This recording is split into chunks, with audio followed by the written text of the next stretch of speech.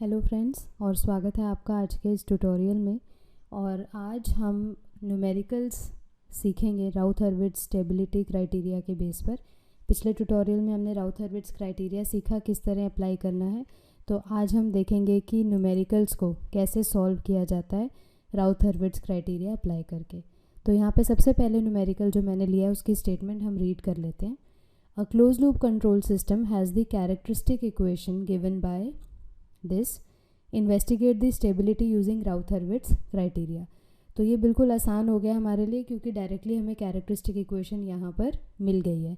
और characteristic equation से सबसे पहले हम अपना राउथ-हर्विट्ज़ एरे बना लेंगे, जैसे कि हमने सीखा था पिछले ट्यूटोरियल में। और जब आप इसका एरे बनाएंगे तो एरे आपको इस तरह से मिल जाएगा। हाईएस्ट पावर है एस की क्यूब, तो एस क्यूब से हमने स्टार्ट किया, S square, S1 and S to the power 0। एस क्यूब के कोफिशिएंट सबसे पहले हमने यहाँ पे लिख लिए, जैसे कि हमें दिख रहा है एस क्यूब का कोफिशिएंट यहाँ पे 1 है, और ये कोफिशिएंट 1 है। और यहाँ पे एस नेक्स्ट ऑड पावर का कोफिशिएंट 3.5 है, तो हमने 1 और 3.5, ये हमारी एरे की पहली रो तैयार हो गई है।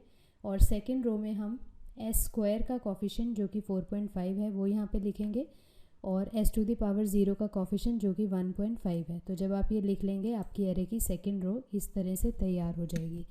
फर्स्ट और सेकेंड रो डायरेक्टली हमारी कैरेक्टरिस्टिक इक्वेशन से रेडी हो जाती है, जैसे कि हमने सीखा था।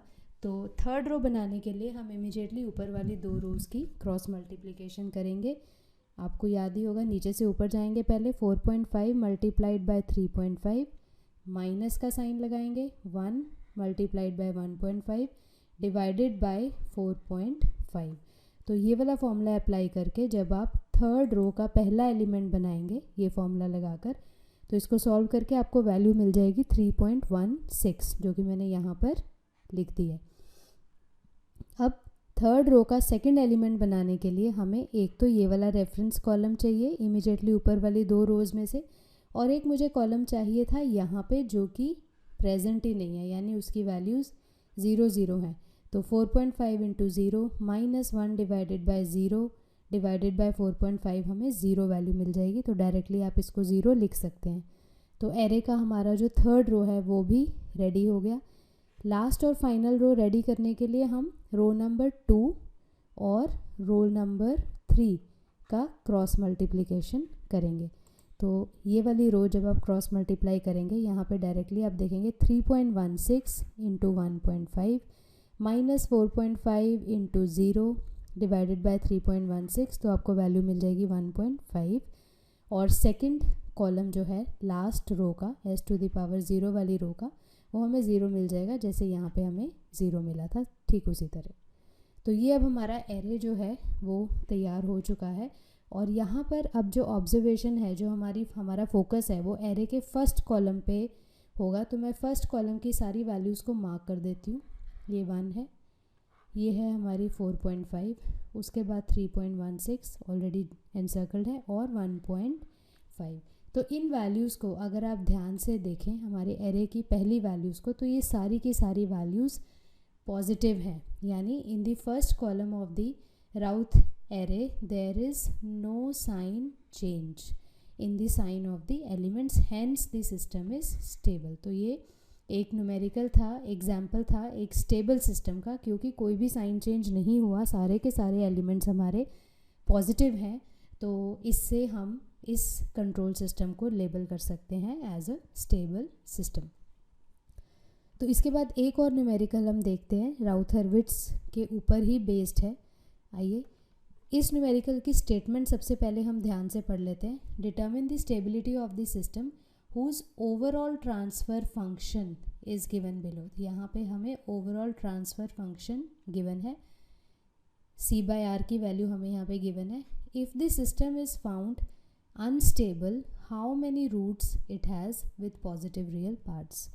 तो ये बिल्कुल आसान है। यहाँ पे सिर्फ जो एक छोटा सा कैच है वो ये है कि हमें डायरेक्टली कैरेक्टरिस्टिक इक्वेशन गिवन नहीं है, हमें सिस्टम का ओवरऑल ट्रांसफ़र फंक्शन गिवन है। और जैसे कि मैंने आपको बताया था कि अगर हमें ट्रांसफ़र फंक्शन गिवन हो तो उसका डिनोमिनेटर व्हेन इक्वेटेड टू 0, वहाँ से हमें कैरेक्टरिस्टिक इक्वेशन सिस्टम की मिल जाती है। तो सबसे पहले जो हमारी कैरेक्टरिस्टिक इक्वेशन है वो हम इस ओवरऑल ट्रांसफ़र फंक्शन में से निकाल के अलग से लिख लेंगे, यानी डिनोमिनेटर वाली टर्म इक्वेटेड टू 0।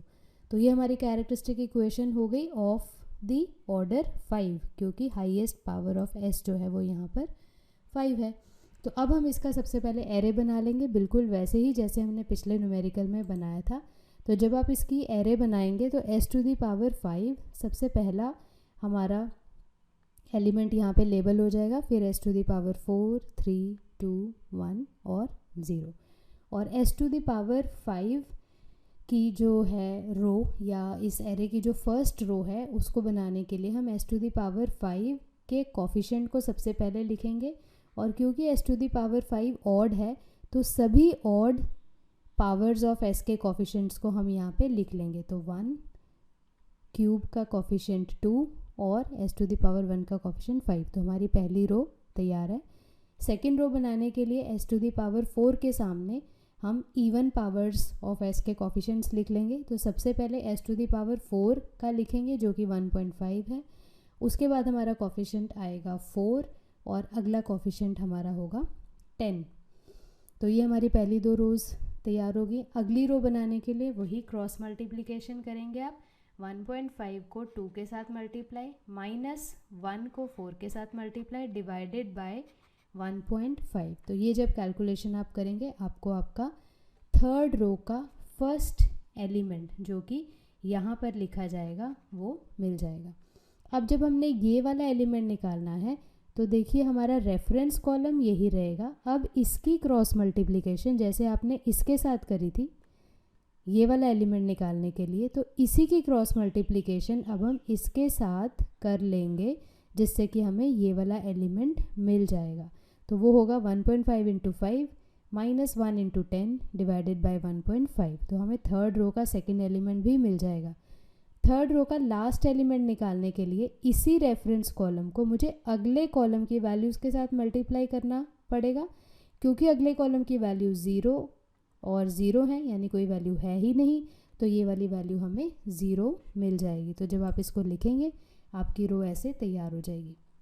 इसको जब आप सॉल्व करेंगे तो आपकी जो वैल्यू है यहाँ पे वो देखिए -0.66 आ जाएगी। कैलकुलेशन आप कर सकते हैं अपनी नोटबुक्स में, आप इसको पॉज करके कैलकुलेट खुद से करके और चेक करें आपकी वैल्यू यही आ रही है -0.66।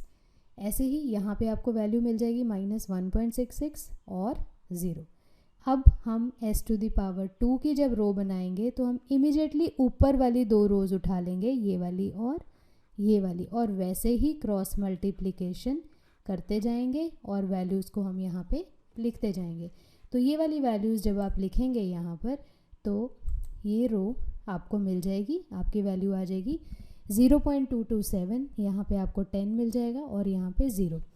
अब s टू दी पावर 1 की रो बनाने के लिए हम ये वाली दो रोज़ ले लेंगे और क्रॉस मल्टीप्लिकेशन करेंगे। पहले इस कॉलम की इस कॉलम के साथ करेंगे तो हमें ये वैल्यू मिलेगी, और इस कॉलम की इस कॉलम के साथ करेंगे तो हमें यहाँ पे वैल्यू मिल जाएगी, और इस कॉलम की आगे क्योंकि कोई कॉलम है ही नहीं तो यानी 0 है, 0 के साथ करेंगे तो हमें ये वाली वैल्यू मिल जाएगी। बिल्कुल आसान है।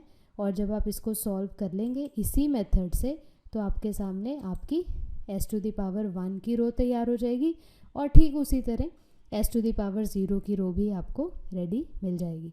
तो अब हमारा एरे पूरा का पूरा तैयार हो चुका है।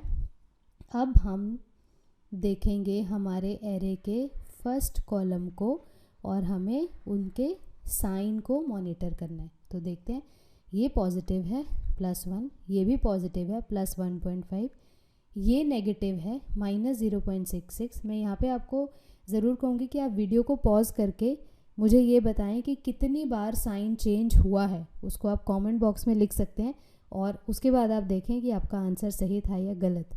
तो ये पॉज करने के बाद हम आगे इसको देखते हैं। तो ये प्लस से माइनस हुआ है, एक बार साइन चेंज हो गया, और माइनस से ये फिर प्लस हो गया 0.227, तो इसको हम दूसरा साइन चेंज गिनेंगे। उसके बाद प्लस ही है, उसके बाद प्लस ही है। तो यहाँ पे हमने कंक्लूड क्या करा कि हमारे फर्स्ट कॉलम ऑफ एरे में 2 बार साइन चेंज हुए हैं। ये देखिए, due to the sign change in the elements of first column, ये बात तो कंफर्म हो गई कि जो हमारा सिस्टम है वो अनस्टेबल है। और जो सेकंड पार्ट था क्वेश्चन का, if the system is found to be unstable how many roots it has with positive real parts. तो ये मैंने आपको पहले ट्यूटोरियल में बताया था कि ये हमने कैसे फाइंड आउट करना है। जब मैंने इसका इंट्रोडक्टरी ट्यूटोरियल डाला था तो वहाँ से आपको क्लियर हो गया है कि there are 2 sign changes, 2 sign change हैं, इसीलिए this system has 2 roots with positive real parts, या फिर 2 roots are lying in the right half of the S plane which are making the system unstable. तो ये था दोस्तों राउथ-हर्विट्ज़ criteria के ऊपर न्यूमेरिकल्स की प्रैक्टिस। और अगले ट्यूटोरियल में हम कुछ ऐसे 2 स्पेशल केसेस डिस्कस करेंगे जहाँ पे हमारा राउथ-हर्विट्ज़ क्राइटेरिया फेल हो जाता है और वहाँ पे हमें किस तरह से आगे न्यूमेरिकल को बढ़ाना है और राउथ-हर्विट्ज़ क्राइटेरिया लगाते हुए ही सिस्टम की स्टेबिलिटी चेक करनी है। तो हम अगले ट्यूटोरियल में जल्दी मिलेंगे। तब तक अगर आपको ये वीडियोस पसंद आ रहे हैं, आप इसको ज़्यादा से ज़्यादा लोगों में शेयर करें ताकि सब लोगों को इस फ्री एजुकेशन का फ़ायदा मिल सके। और मैं जल्द मिलती हूँ आपको अगले ट्यूटोरियल में। तब तक के लिए अपनी सेहत का ध्यान रखें और खुश रहें। Bye bye.